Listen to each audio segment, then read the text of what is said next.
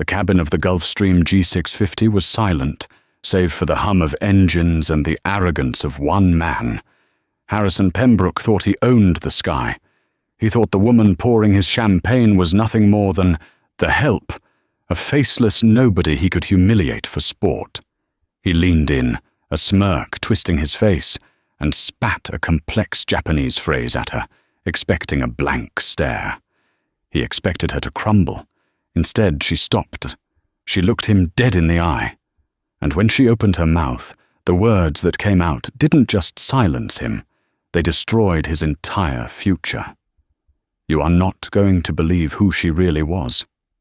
The air inside the first-class cabin of Global Air Flight 882 to Tokyo smelled of conditioned leather and expensive cologne. Specifically, Clive Christian No. 1, the signature scent of Harrison C. Pembroke. Harrison didn't just sit in seat 1A, he occupied it like a throne.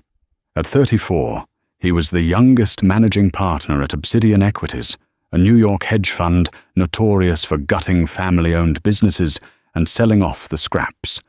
He was handsome in a sharp, predatory way, with slicked-back dark hair and eyes that constantly scanned the room for things to critique. Today, however, Harrison was on edge. His leg bounced nervously beneath the Italian wool of his trousers. On the tray table in front of him lay a formidable stack of documents, stamped confidential. Sato Heavy Industries. "This deal is the only thing that matters, Greg," Harrison barked into his satellite phone, ignoring the fasten seatbelt light that had just dinged overhead. "Old man Sato is a traditionalist. He cares about honor, legacy, all that antiquated garbage. If I can convince him that Obsidian respects his cultural heritage, we get the controlling stake. If not, I'm out." He listened for a moment, scowling. "Yes, I've been practicing.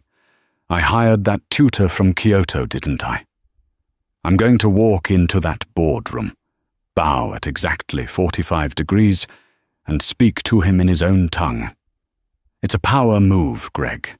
It shows dominance disguised as respect. It's how you hunt." Harrison ended the call abruptly and tossed the phone onto the adjacent empty seat. He rubbed his temples. The pressure was immense. The Sato deal was worth $4 billion. If he closed it, he wasn't just rich. He was legendary. If he failed, the board at Obsidian would eat him alive. He needed a distraction. He needed to vent the adrenaline building up in his chest.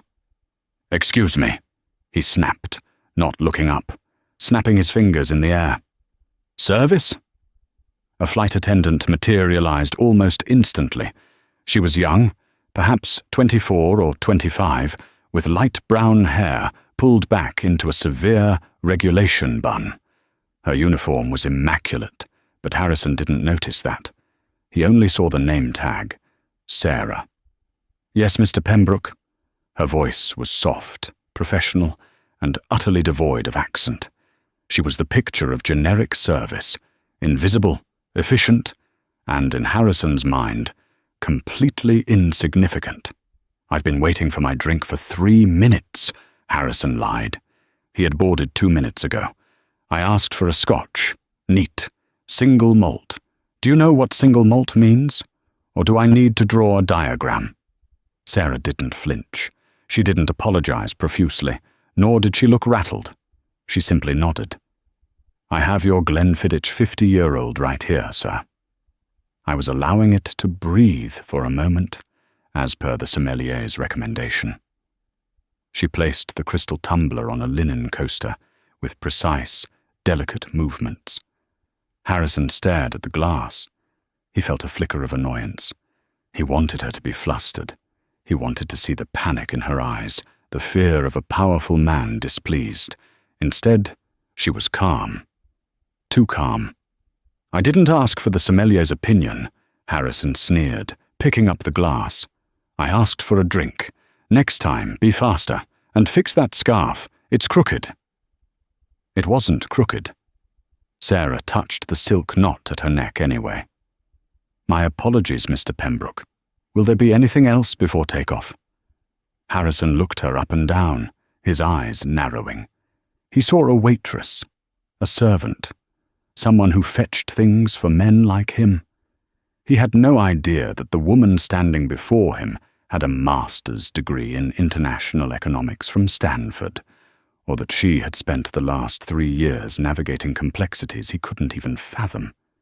"Just disappear," Harrison muttered, turning back to his paperwork, "and don't come back until I ring." Sarah gave a small, almost imperceptible bow, a movement so slight it could have been a nod, and retreated to the galley. Harrison took a sip of the 50-year-old scotch. It tasted like success. He opened the dossier on Kenji Sato. He began to rehearse his lines, mouthing the Japanese phonetically, butchering the intonation with his flat, American arrogance. "Konnichiwa, Sato-san. Watashi wa Harrison desu." He smirked at his reflection in the dark window. He was going to crush this. In the forward galley, Sarah Miller let out a slow, controlled breath. She leaned against the stainless steel counter, the hum of the aircraft vibrating through her spine. "Is he being a nightmare?" Sarah looked up. It was Brenda, the purser, a veteran flight attendant who had seen it all. "He's spirited," Sarah said diplomatically, though her eyes betrayed a hint of steel. "I Googled him," Brenda whispered, leaning in. "Harrison Pembroke, Obsidian Equities. They call him the Butcher of Wall Street. Apparently he buys companies, fires half the staff to boost the stock price, and buys a new yacht with the bonus. A real charmer." Sarah adjusted the cuffs of her blazer. "He's stressed. He's flying to Tokyo to close the Sato acquisition." Brenda raised an eyebrow. "How do you know that?" "I saw the files on his table. And," Sarah lowered her voice, "I know the company. Sato Heavy Industries is a legacy firm. They build infrastructure, bridges, high-speed rail components. They value employee longevity. Selling to someone like Pembroke, it would destroy their culture. Well, lucky for us, we just have to serve him dinner and get him off the plane," Brenda said, checking the oven monitors. "You good to handle him? I can switch zones if you want." "No," Sarah said quickly. "I'll handle him. It's better if I do." There was a reason Sarah was working this flight. It wasn't about the paycheck, and it certainly wasn't about the glamour of serving rude hedge fund managers. Sarah was currently on a sabbatical from her real life, a hiatus she had fought hard for. She wanted to understand the world from the ground up, to learn patience, and to see how people treated those they deemed lesser. Harrison Pembroke was providing a masterclass in exactly that. 2 hours into the flight, the call button at 1A chimed, a singular, demanding ping. Sarah straightened her uniform and walked out into the cabin. The lights were dimmed. Most of the other first-class passengers were asleep or watching movies. Harrison was awake, his reading light cutting through the gloom. He had several Japanese language books spread out around him, along with a tablet playing audio lessons. "Mr. Pembroke?"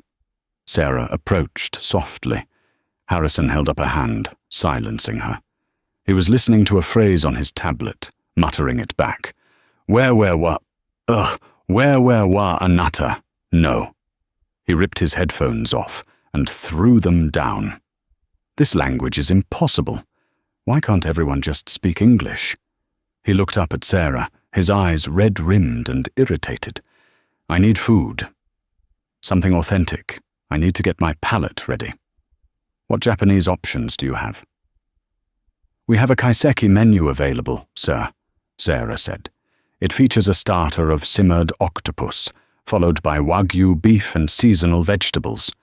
Harrison scoffed. "Wagyu? Everyone has Wagyu. I want something that shows I know their culture. Do you have natto?" Sarah paused. "We do have natto, sir, but it is typically a breakfast dish, and it has a very strong flavor and texture. Many Western palates find it challenging." "Challenging?" Harrison laughed, a sharp, barking sound. Honey, I eat sharks for breakfast, literally. I think I can handle some fermented beans. Bring it, and bring some sake, the good stuff, not the swill you serve the tourists. Very well. Sarah returned 10 minutes later with a beautifully arranged tray. She placed the small bowl of natto, sticky fermented soybeans, in front of him, along with a carafe of Junmai Daiginjo sake. Here you are, sir. Harrison stared at the beans. They looked slimy. He poked them with a chopstick, and long, sticky strings of fermented mucilage stretched upward. He wrinkled his nose at the pungent, cheese-like smell. This is it? He asked, looking at her with disdain. This is what the great Kenji Sato eats? Mr. Sato is known to be a man of simple, traditional tastes, Sarah said, her voice neutral. Natto is a staple of the Japanese diet. It represents humility and endurance. Humility, Harrison mocked. Right. Well, watch and learn, Sarah. This is how you conquer a culture. He scooped up a large portion of the sticky beans and shoved them into his mouth. Sarah watched, her face impassive. Harrison chewed. His eyes widened. The texture was slimy, the flavor overwhelming. Ammonia and rotting cheese. His gag reflex triggered immediately. He choked, coughing violently, reaching for the sake to wash it down. God! He spluttered, slamming the glass down. That is vile! Is this a joke? Did you serve me spoiled food? It is fresh, sir, Sarah said calmly. As I mentioned, it is an acquired taste. Harrison wiped his mouth with a linen napkin, his face flushed with embarrassment and anger. He felt foolish, and in Harrison's world, when you felt foolish, you had to find someone to blame. He looked at Sarah, standing there perfectly poised. Judging him? No, she wouldn't dare. But he felt judged. You enjoy this, don't you? Harrison hissed, standing up. He towered over her in the confined space of the suite. Watching me struggle? You think because I'm rich I can't handle a little peasant food? I think no such thing, sir, Sarah replied, holding her ground. You're lying, Harrison said, his voice dropping to a cruel whisper. I see it in your eyes. You're jealous. You're a waitress in the sky, fetching drinks for men who change the world, and you hate it. So you give me the challenging food to take me down a peg. Mr. Pembroke, please sit down, Sarah said, her tone hardening slightly. Don't tell me what to do, Harrison snapped. A wicked idea formed in his mind. He wanted to put her back in her place. He wanted to prove that even in her domain, service, he was the master. He picked up one of his Japanese phrasebooks. He flipped to a page he had marked earlier, a section on commands and reprimands intended for use with subordinates. You think you're smart? Harrison sneered.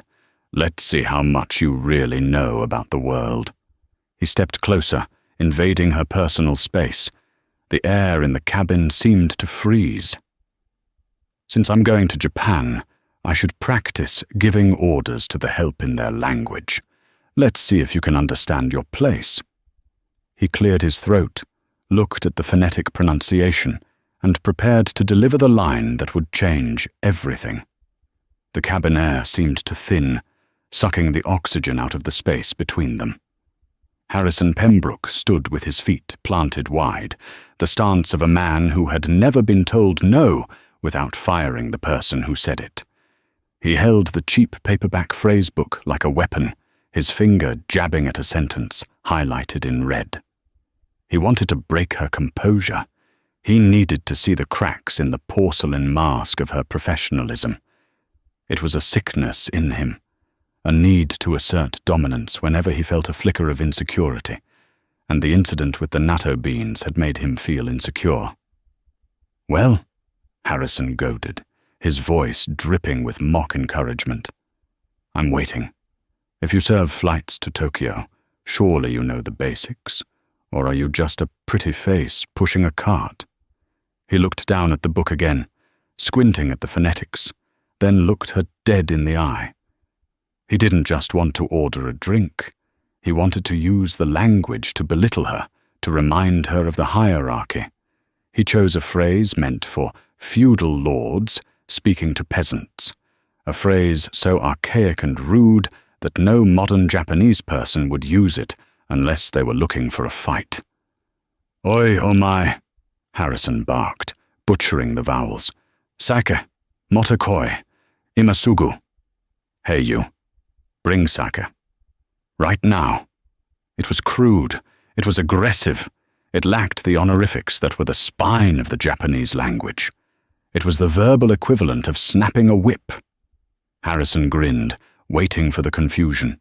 He expected her to tilt her head, to ask him to repeat it in English, to apologize for not understanding his butchered attempt. He was ready to laugh, to tell her to forget it and just get back to work. But Sarah didn't look confused. She didn't blink. She didn't retreat. Instead, a strange transformation washed over her. The generic flight attendant smile vanished, replaced by an expression of cool, terrifying serenity. Her posture shifted, her spine straightened, not with the rigid tension of an employee, but with the natural, fluid grace of a dancer or a duelist. She looked at the empty sake glass, then up at Harrison. When she opened her mouth, the voice that emerged was not the soft, submissive tone she had used for the last 7 hours. It was lower, resonant, and clipped with an authority that hit Harrison like a physical blow. "O Kyaku-sama," she began, her voice crisp. "Anata no Nihongo wa sukoshi hinga arimasen ne." Harrison froze. The grin slid off his face. He didn't understand the words, but he understood the tone. It was the tone a teacher takes with a slow student. Sarah took a half step forward. She wasn't finished. She switched to English, but her cadence remained distinctively different, precise, analytical, and sharp. "You attempted to say, 'Bring me sake, you servant,'" Sarah said, her eyes boring into his. "But your intonation was incorrect on the word 'oh my.' You pitched it too high. You sounded less like a samurai giving an order, and more like a petulant child demanding a toy." Harrison's mouth opened, but no sound came out. His brain scrambled to process the shift. The waitress was correcting him? "Furthermore," Sarah continued, her voice dropping to a whisper that carried more weight than his shouting ever could. "Japan is a culture built on omotenashi, anticipatory hospitality. But it is also a culture of reciprocal respect. If you walk into Sato Heavy Industries speaking like that, using the language of a street thug to address men of honor, you won't just lose the deal, Mr. Pembroke. You will be laughed out of the room." She reached out and gently plucked the phrasebook from his hand. He was too stunned to stop her. She closed it and placed it on the table. "Mr. Sato values harmony. You are bringing noise." Harrison blinked, his face flushing a deep, violent crimson. The shock was wearing off, replaced by a surge of humiliation. She had undressed him intellectually in seconds. She had called him a child. "Who the hell do you think you are?" Harrison hissed, stepping back to regain his height advantage. "You're a stewardess. You pour coffee. Don't you dare lecture me on high finance or cultural etiquette. I have a team of advisors who earn more in a month than you will in a lifetime." "Then you should listen to them," Sarah replied calmly. "Because clearly they haven't taught you that arrogance is the loudest form of ignorance." "I could have you fired," Harrison spat, his finger shaking as he pointed at her nose. "I know the CEO of Global Air. I can make one call, and you'll be blacklisted from every airline in the hemisphere. Do you understand me? You are nothing." Sarah looked at his shaking finger. A ghost of a smile touched her lips. Sad, almost pitying. "I understand you perfectly, Mr. Pembroke," she said. "Now please sit down and fasten your seatbelt. We are beginning our initial descent into Tokyo." She didn't wait for his dismissal. She turned on her heel and walked away, her movements fluid and silent. Harrison stood there, shaking with rage. He felt small. He hated feeling small. He snatched up his glass of 50-year-old scotch and downed it in one burning gulp, slamming the crystal back onto the coaster. "Bitch," he muttered under his breath, staring at the closed curtain of the galley. "Just wait. I'll buy this whole damn airline just to fire you." He sat down, buckling his belt aggressively. He grabbed his dossier on Sato. He would show them. He would show everyone. He was Harrison Pembroke, and he didn't lose. Not to old men in Tokyo, and certainly not to a waitress with a sharp tongue. He didn't know it yet, but the waitress had just given him the only lifeline he was going to get. And he had just cut it. The wheels of the Gulf Stream screeched against the tarmac of Haneda Airport, bringing with them the damp, heavy reality of a Tokyo summer evening. Rain streaked the windows, blurring the neon lights of the terminal into abstract smears of red and blue.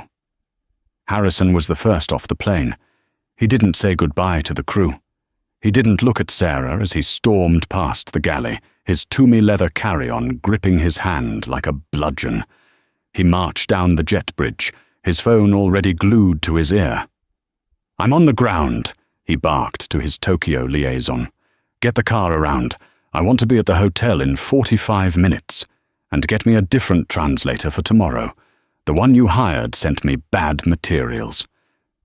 He blamed the book. He blamed the tutor. He blamed everyone but himself.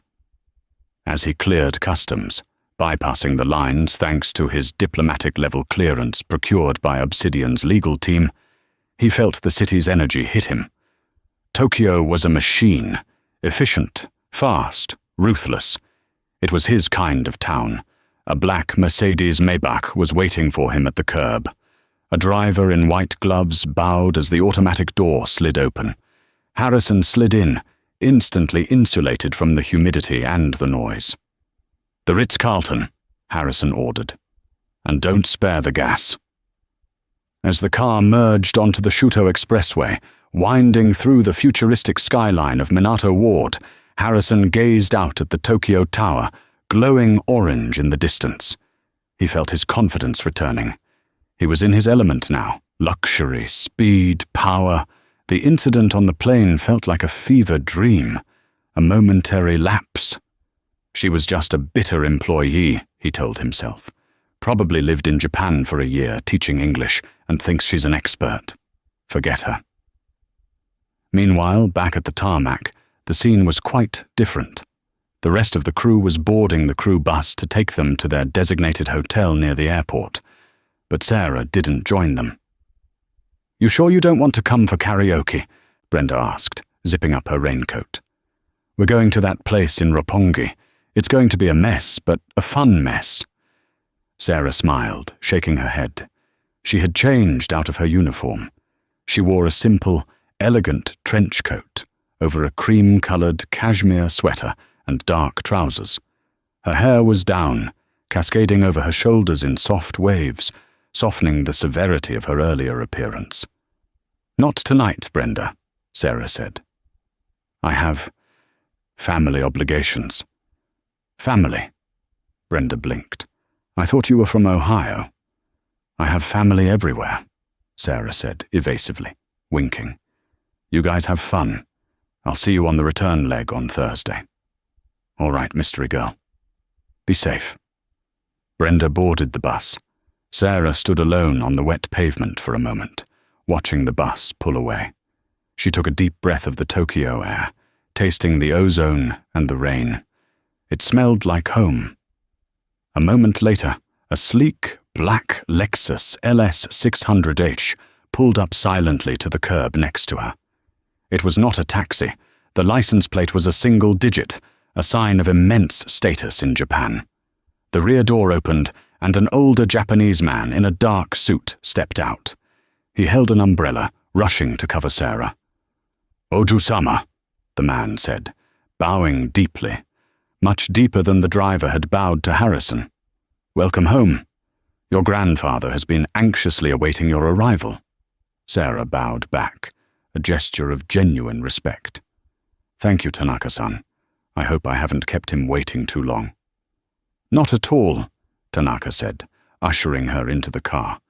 The interior smelled of tatami and old paper, a stark contrast to the sterile leather of Harrison's rental. "He is currently at the headquarters. He is preparing for the negotiation with the Americans tomorrow." Sarah's expression tightened as she settled into the seat. "The Americans?" "Yes. I met the lead negotiator on the flight." Tanaka looked at her in the rearview mirror, his eyes widening slightly. "Mr. Pembroke? You served him?" "I did," Sarah said, gazing out the window as the city sped by. "He is exactly as the dossier described. Arrogant, short-sighted, dangerous." "The board is worried," Tanaka admitted quietly. "Obsidian Equities is aggressive. They are offering a price that is hard to ignore, and the shareholders are restless. Your grandfather believes he can handle Pembroke, but grandfather is too honorable," Sarah finished. "He thinks he is fighting a duel with swords. Pembroke brings a machine gun." She reached into her bag and pulled out a tablet. She powered it on, her fingers flying across the screen, accessing a secure server. "Take me to the main house first, Tanaka-san," Sarah said. "I need to change. If I am going to enter the lion's den tomorrow, I cannot look like Sarah, the flight attendant. I need to be Sarah Sato." Tanaka nodded. "Understood, Oju-sama." The Lexus peeled away, heading not toward the hotels of Roppongi, but toward the quiet, exclusive hills of Chiyoda, where the old money of Japan lived behind high stone walls and centuries of tradition. Harrison Pembroke was busy preparing his pitch, memorizing numbers and leverage points. He thought he was the shark entering the water. He had no idea that he had just spent 12 hours in a metal tube with the Kraken. The headquarters of Sato Heavy Industries was a monolith of glass and steel in the Marunouchi district, overlooking the Imperial Palace gardens. It was a building designed to intimidate, projecting stability and permanence. Harrison Pembroke walked into the lobby at 9:55 a.m. the next morning. He looked impeccable. His navy suit was bespoke, his tie a subtle power red, his hair perfectly coiffed. He was flanked by 3 junior analysts from Obsidian and a nervous-looking translator named Kenji, no relation to the owner. "Remember," Harrison whispered to his team as they entered the elevator, "we don't flinch. If they push back on the restructuring clause, we threaten to walk. They need our capital more than we need their legacy." The elevator rose silently to the 50th floor. The boardroom was vast. One wall was entirely glass, offering a panoramic view of Tokyo.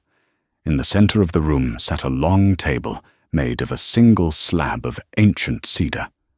On one side sat the executives of Sato Heavy Industries. They were older men, dressed in identical dark suits, their faces unreadable. In the center sat the chairman, Kenji Sato. Kenji Sato was 78 years old, with hair like snow and eyes like flint. He did not stand when Harrison entered. He simply nodded. Harrison approached the table. He remembered his training. He stopped, bowed at a 45-degree angle, perhaps a bit too stiffly, and waited 3 seconds before rising. "Sato-san," Harrison said, his voice projecting confidence. "It is an honor." The translator began to speak, but Sato raised a hand. "I speak English, Mr. Pembroke," the old man said. His voice was raspy but strong. "Let us save time. We know why you are here." Harrison smiled. "Good. Direct." He sat down and opened his portfolio. "Mr. Sato, Obsidian Equities respects what you have built. We see the value in your history, but we also see the inefficiencies. The market is changing. You need agility." You need to shed the dead weight of the past to survive the future. Dead weight, Sato repeated, the words tasting sour in his mouth. You refer to my employees, families who have worked for this company for 3 generations?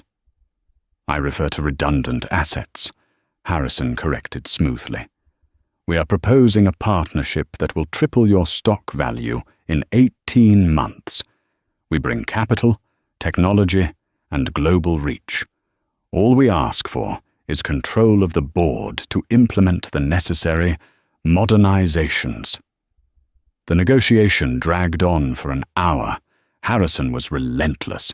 He hammered them on profit margins, on debt ratios, on global competition. He was winning. He could feel it. The other executives were looking at the papers, whispering nervously. The money on the table was staggering. Harrison decided to go for the kill. Mr. Sato, Harrison said, leaning forward, I know this is emotional for you, but you have no heir ready to take over. Your son passed away 10 years ago.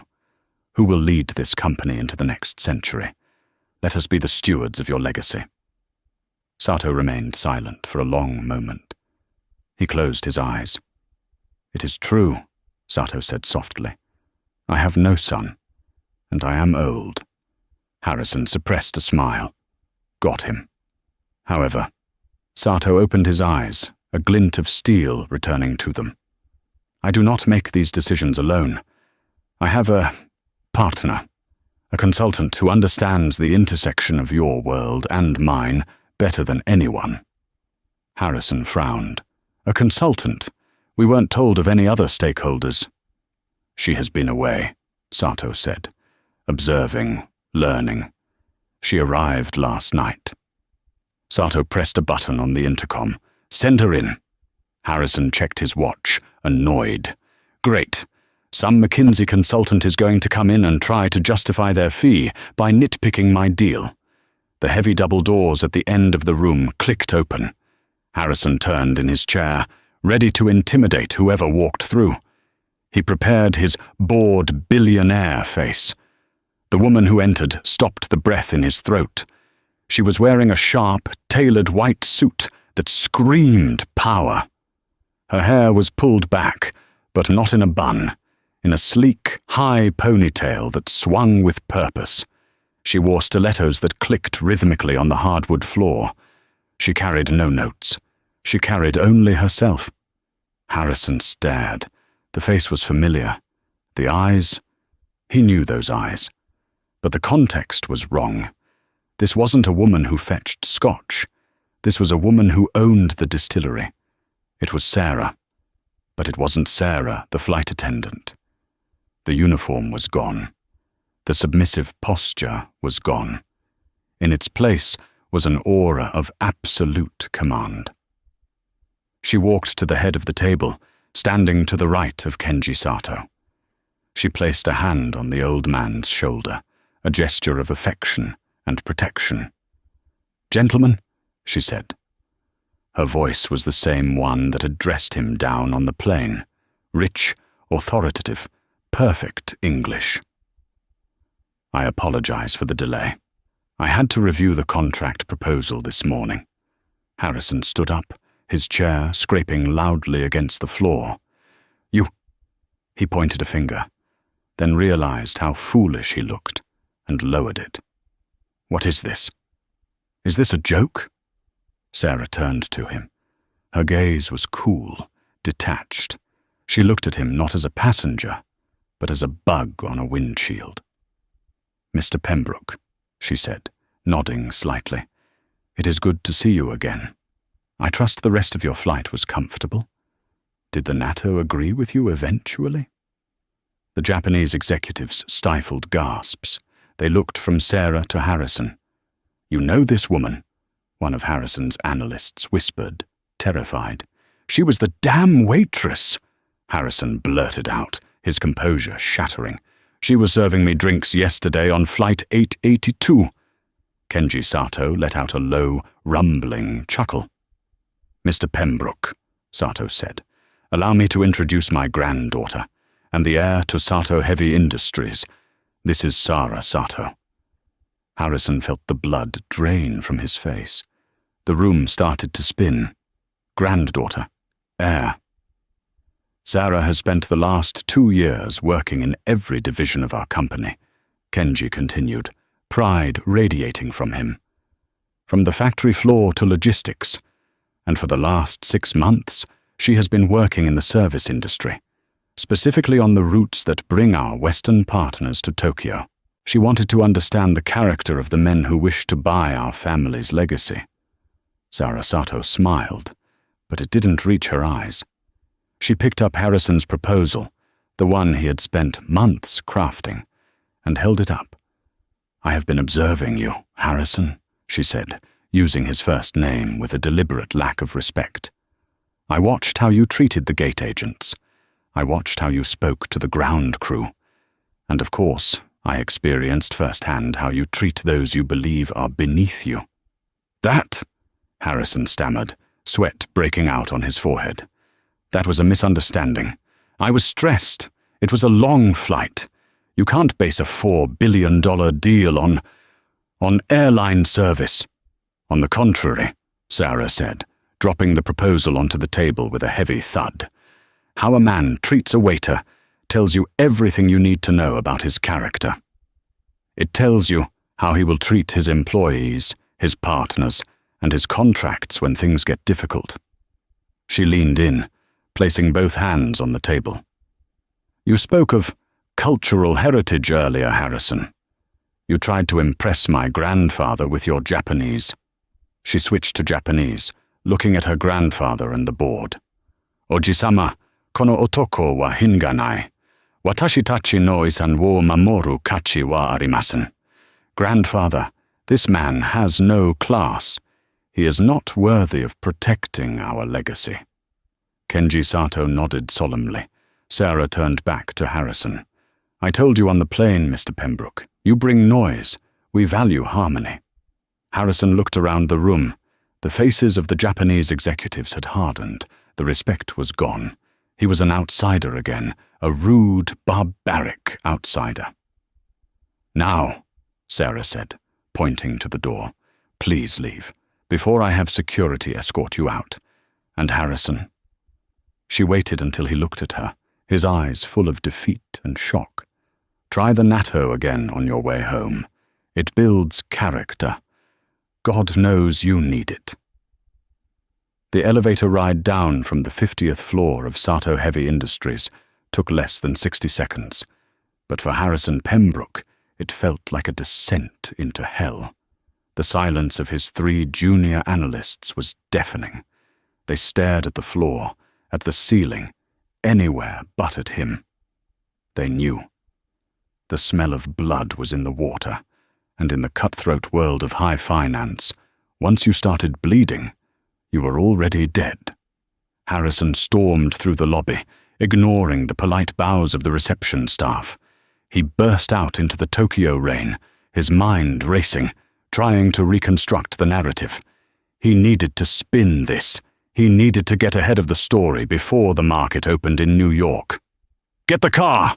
he screamed at the driver, throwing his briefcase into the back seat.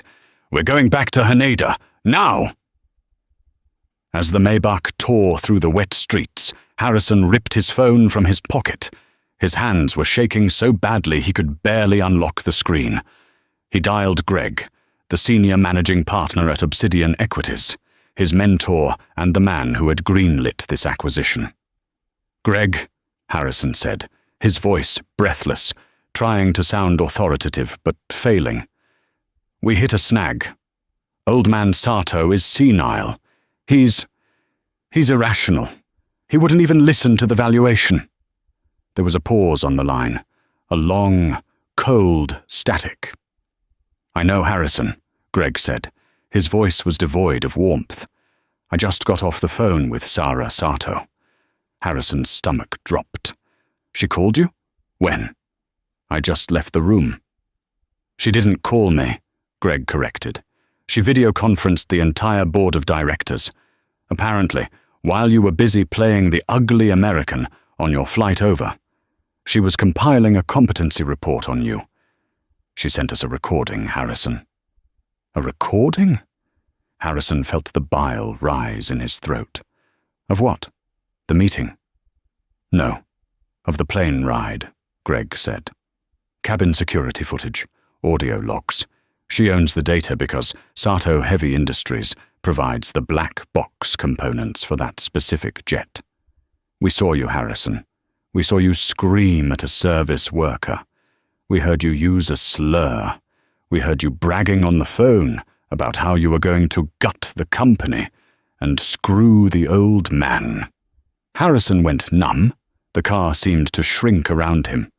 It was out of context," Harrison stammered. "Greg, come on. You know how I operate. I get results. I was venting. The deal is still viable if we just—" "The deal is dead," Greg cut him off, his voice rising to a shout. "Sato Industries has formally blacklisted Obsidian, not just for this deal, for any deal. They've also forwarded the footage to the compliance committee at the SEC and the ethics boards of our 3 biggest institutional investors. Do you have any idea what you've done? You haven't just lost a deal. You've made us radioactive." "I can fix it," Harrison pleaded, desperation clawing at his chest. "Let me go back. I'll apologize. I'll beg." "You're not going back anywhere," Greg said. "Your access pass has already been deactivated. Your company credit cards are frozen. Don't bother coming to the office when you land. Security has already packed your box. It's sitting at the front desk." "Greg, please." "You're fired, Harrison. And frankly, you're finished. I'm going to make sure everyone on Wall Street knows exactly why." The line went dead. Harrison stared at the phone. He was a billionaire, on paper. His net worth was tied up in Obsidian stock options, options that usually vested only if he remained employed. Without the job, without the reputation, the leverage was gone. He looked out the window. The neon lights of Tokyo reflected on the wet pavement, blurring into streaks of red and gold. Just 24 hours ago, he had looked at this city as a conqueror. Now the city seemed to be laughing at him. When he arrived at Haneda Airport, there was no VIP escort. His diplomatic status had been revoked by the Sato legal team's influence. He had to stand in line at the check-in counter like a common tourist. When he finally got to the counter, the agent, a polite young woman with a scarf tied neatly around her neck, typed his name into the system. She frowned. "I am sorry, Mr. Pembroke," she said pleasantly. "Your first-class ticket has been cancelled by the payer." "Cancelled?" Harrison gripped the counter. "I need to get to New York. Put it on my Amex." He slapped the black card down. She swiped it. Declined. He tried his Visa. Declined. Obsidian moved fast. They had frozen his expense accounts and flagged his personal assets pending an internal investigation into gross misconduct, damaging to firm reputation. "I have cash," Harrison whispered, patting his pockets. He had perhaps $500. "How far will that get me?" The agent looked at him with pity. "Economy class is full, sir. We have a middle seat available in the rear cabin on a flight connecting through Dallas. It departs in 6 hours." Harrison Pembroke, the master of the universe, the man who drank 50-year-old scotch, slumped against the counter. "I'll take it," he croaked. The flight back was a nightmare of karmic proportions. He was wedged between a crying toddler and a man who snored like a chainsaw. There was no legroom. The air was stale. When the meal service came around, the flight attendant, a middle-aged woman who looked exhausted, dropped a foil tray in front of him. "Chicken or pasta?" she asked. Harrison looked at the tray. He looked at her. For a second, he saw Sarah. He saw the poise he had mocked, the dignity he had tried to strip away. "Thank you," Harrison said softly, his voice breaking. "Chicken is fine." He ate in silence. It was the humblest meal of his life. The unraveling of Harrison Pembroke didn't happen all at once. It wasn't a quick bandage rip of disaster. It was a slow, agonizing suffocation. It started with the compliance review. That was the polite corporate term Obsidian Equities used, while their lawyers stripped him of everything he owned. Because Harrison had violated the morality clause in his partner contract, specifically the section regarding actions causing irreparable reputational harm, the firm was entitled to claw back his unvested stock options. Those options were worth $80 million. Gone. Overnight. Then came the civil suits. The footage from the plane hadn't just been sent to his boss, it had leaked. A grainy clip of Harrison sneering, "I eat sharks for breakfast," followed by him gagging on natto, went viral on TikTok. It became a meme. The natto king trended for 3 days, but the internet mockery was nothing compared to the silence of his friends. 3 weeks after the Tokyo disaster, Harrison stood in the marble foyer of his Tribeca penthouse.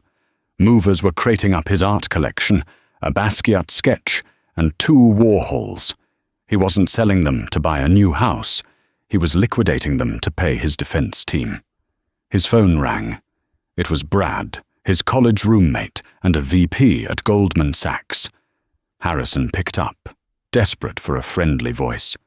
"Brad," Harrison exhaled. "Thank God. Look, I need a bridge loan. Just until the settlement clears. I can offer the Hamptons deed as collateral." "Harrison?" Brad's voice was tight, distant. "Don't call this number anymore." "What? Brad, we've known each other for 15 years. "Yeah, and you're toxic, man," Brad said, his voice dropping to a hiss. "Sato Industries is a major client of ours. If they find out I'm helping you, I'm out. You're radioactive, Harry. Nobody on the street will touch you. You're done." The line clicked dead. Harrison stared at the phone. He looked at the doorman, a man named Eddie, whom Harrison had walked past for 5 years without ever really seeing. Eddie was watching him. There was no pity in Eddie's eyes. There was only a cold, detached satisfaction. "They need the key fob, Mr. Pembroke," Eddie said, holding out a gloved hand. Harrison placed the plastic fob in Eddie's hand. It felt heavier than lead. 6 months later, the winter in Jersey City was colder than Manhattan, or maybe it just felt that way, because Harrison no longer had cashmere to insulate him. He lived in a 4th-floor walk-up near Journal Square. The radiator hissed and banged all night, smelling faintly of rusted iron. His view wasn't the skyline of Central Park. It was a brick wall and a dumpster that was emptied at 4 a.m. every Tuesday. He had applied to 30 firms, hedge funds, private equity, boutique investment banks. The rejection letters were identical, overqualified, not a culture fit. Positions filled. The truth was simpler. He was a liability. Harrison Pembroke, the man who once moved markets with a whisper, was now working as a remote data analyst for a logistics company in Ohio. He spent his days staring at spreadsheets of shipping container manifests, tracking the price of fuel and the weight of grain. He made $65,000 a year. It was grueling, monotonous work. But the worst part wasn't the boredom. It was the realization of how invisible he had become. On a rainy Tuesday evening, Harrison went to a local dive bar, the Rusty Anchor. It was the kind of place with sticky floors and neon beer signs that buzzed like trapped flies. He sat at the end of the bar, nursing a domestic draft beer because the imported stuff was $2 more. The television above the bar was tuned to CNBC. Usually, Harrison avoided financial news. It was too painful. But tonight, the volume was turned up. And finally, the market story of the year, the anchor announced. Sato Heavy Industries has closed the trading day at an all-time high. Harrison froze. He slowly lifted his head. On the screen was the balcony of the New York Stock Exchange. Confetti was falling. Standing at the podium, wielding the wooden gavel with effortless grace, was Sara Sato. She looked different than she had on the plane. She was radiant, commanding, dressed in a sharp navy suit that Harrison knew cost more than his entire year's salary. Beside her stood her grandfather, Kenji. The old man looked frail, leaning on a cane, but his eyes were shining with pride as he looked at his granddaughter. The camera cut to a pre-recorded interview. "Ms. Sato," the reporter asked, holding a microphone out. "Your company rejected a massive hostile takeover bid from Obsidian Equities last year. Analysts said it was suicide. They said you needed Western capital to modernize. How do you explain this success?" Harrison gripped his beer glass. His knuckles turned white. On the screen, Sara smiled. It wasn't the polite, deferential smile of Sarah the stewardess. It was the smile of a woman who had faced a dragon and won. "We didn't need Western capital," Sara said, her voice clear and resonant. "We needed to remember who we were. There is a philosophy in Japan called monozukuri, the craftsmanship of making things. But there is another philosophy we hold dear, hitozukuri, the making of people." She looked directly into the camera lens. "We almost sold our soul to a firm that viewed people as numbers," she continued. "We were courted by men who thought dignity was a weakness. But we realized that if a partner cannot respect the person serving their tea, they will never respect the contracts we sign or the workers in our factories. Character is the only asset that doesn't depreciate." The bar was silent. Even the pool players in the back had stopped to watch. "She's right," the bartender muttered. He was a burly guy named Mike, with a scar over his eye. He wiped down the counter with a rag. "You treat people like dirt. You end up in the mud." Harrison stared at the screen. The irony washed over him like a tidal wave. He had tried to crush her family's legacy. He had tried to belittle her. And in doing so, he had given her exactly the motivation she needed to save her company. He was the villain in her success story. He was the cautionary tale. The segment ended. The news moved on to weather. Harrison looked down at his beer. The condensation pooled on the scarred wood of the bar. He felt a lump in his throat. Not anger, not this time. It was shame. Pure, unadulterated shame. "Another one?" Mike asked, pointing to the empty glass. Harrison checked his wallet. He had $20 to last him until Friday. "No," Harrison said softly. "I'm good. Thanks, Mike." He stood up and buttoned his cheap polyester raincoat. He walked out into the biting wind. He headed toward the Path train station. The rain was coming down hard now, mixing with the grime of the city streets. At the crosswalk, the light turned red. A crowd of commuters huddled under umbrellas, jostling for position. Standing next to Harrison was an elderly woman. She was struggling with two heavy plastic grocery bags. One of the handles had snapped, and she was trying to cradle the bag in her arms to keep the apples from spilling onto the wet pavement. In his old life, Harrison Pembroke would have sighed. He would have checked his Rolex, annoyed that this woman was taking up space, blocking his path to the first-class lounge. He would have thought, why doesn't she just order delivery? But the Rolex was gone. The lounge access was gone. And the arrogance had been starved out of him. Harrison looked at the woman. He saw her tired eyes. He saw the way her hands shook from the cold. He thought of the phrase Sara had used, hitozukuri, the making of people. Without thinking, Harrison stepped forward. "Mom," he said. His voice was rusty, unused to kindness. "Here, let me help you with that." The woman looked up, startled. She saw a man in a cheap coat, looking tired and beaten down by the world. But she also saw something else. "Oh," she said, a smile breaking through her exhaustion. Bless you, young man. It's terribly heavy. I've got it, Harrison said. He took the broken bag. It smelled of onions and damp cardboard. It was heavy. It was awkward. I'm just going to the bus stop up the block, she said apologetically. I'll walk you, Harrison replied. He missed his train. He got soaked to the bone. But as he walked that stranger to the bus stop, carrying her groceries through the freezing rain, Harrison Pembroke felt a strange sensation in his chest. It wasn't happiness. He was still broke, alone, and disgraced. But for the first time in years, he felt human. He was serving someone, and he expected nothing in return. The karma had hit him hard. It had destroyed his life.